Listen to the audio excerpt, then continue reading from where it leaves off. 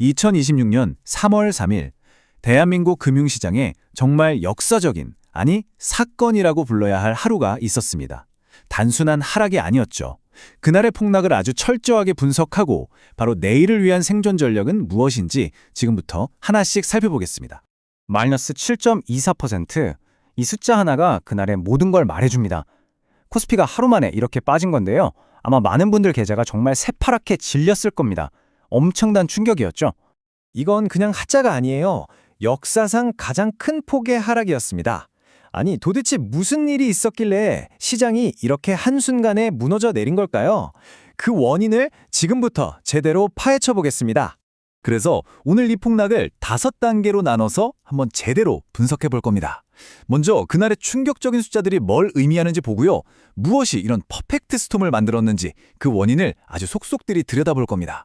그리고 가장 중요한 바로 다음 날을 위한 리스크와 대응 전략, 그리고 이 패닉 너머의 기회까지 함께 짚어보시죠.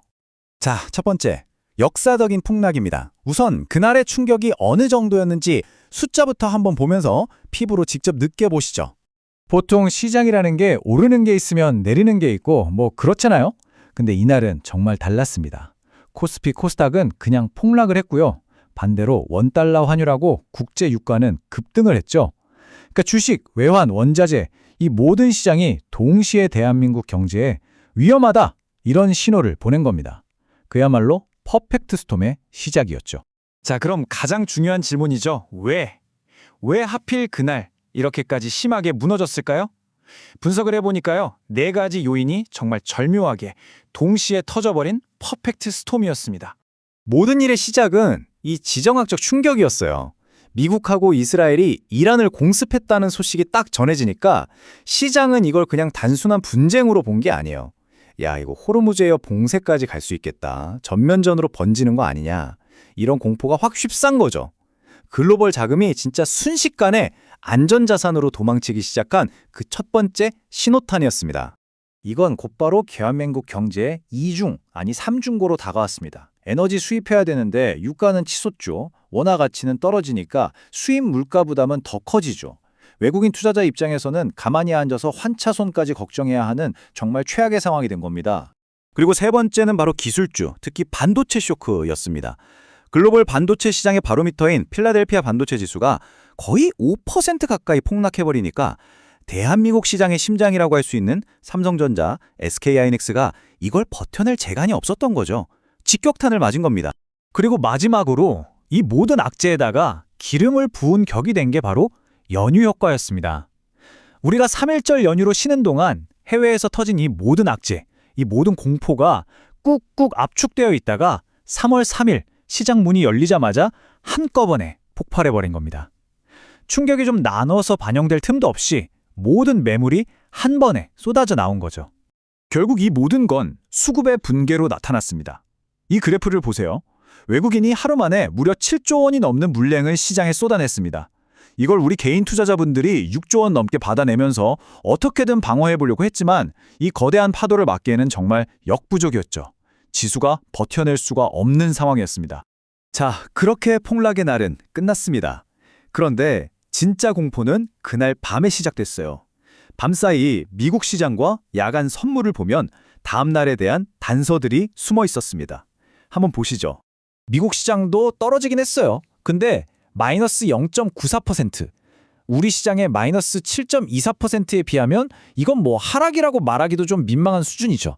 근데 이게 절대 안심할 신호가 아니었습니다.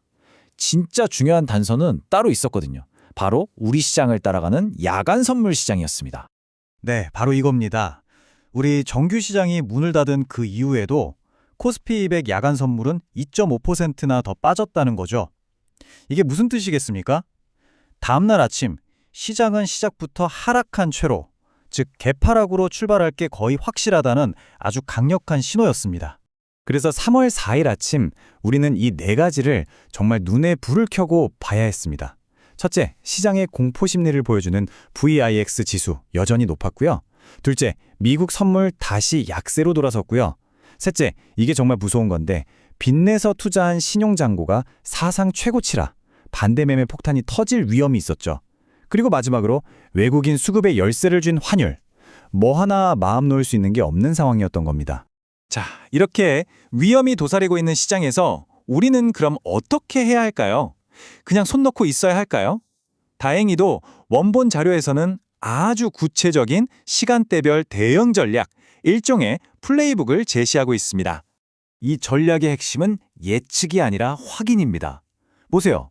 1단계, 오전 9시부터 20분간은 절대 매매 금지. 그냥 지켜보는 겁니다. 투매 물량이 쏟아지는 걸 확인하는 거죠. 2단계, 11시 반까지 1차 바닥이 잡히는지, 반등이 나오면 그게 진짜인지 지켜보고요. 3단계, 오후 1시부터가 진짜입니다. 이때 그날 시장의 진짜 방향성이 드러나죠.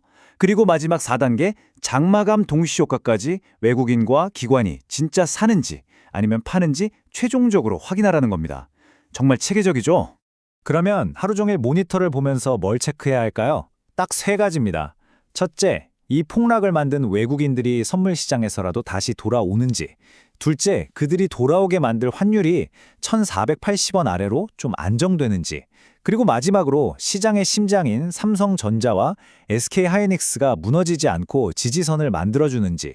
이 3가지가 모두 오케이 사인을 보내야 비로소 이제 좀 진정되는구나 하고 생각할 수 있다는 겁니다. 자, 이렇게 단기적인 대응 전략까지 살펴봤는데요. 이제 한 걸음 더 물러나서 이 패닉 너머에는 과연 어떤 기회들이 기다리고 있는지 한번 보겠습니다. 당장 눈앞은 캄캄하지만 그렇다고 희망이 아예 없는 건 아닙니다. 바로 다음 주에 바이오 섹터에 호재가 될 만한 행사가 있고요. 그 다음 주에는 모두가 주목하는 엔비디아 GTC가 열립니다. 이건 AI와 로봇 관련주들에게 아주 강력한 모멘텀이 될 수 있죠. 또 조금 더 길게 보면 기업 지배구조를 개선하는 정책도 예정되어 있습니다. 단기적인 공포에 가려져 있지만 분명히 긍정적인 이벤트들도 있다는 겁니다. 결국 우리는 이 질문 앞에 서게 됩니다. 이번 위기, 이게 정말 모든 것의 끝을 알리는 공포의 시작일까요? 아니면 오히려 그동안 쌓였던 거품을 걷어내고 새로운 기회를 잡을 수 있는 시작점이 될까요? 역사를 돌아보면 언제나 위기는 기회의 또 다른 이름이었습니다. 이번에도 과연 그럴 수 있을지 시장은 우리에게 다시 한번 아주 묵직한 질문을 던지고 있습니다.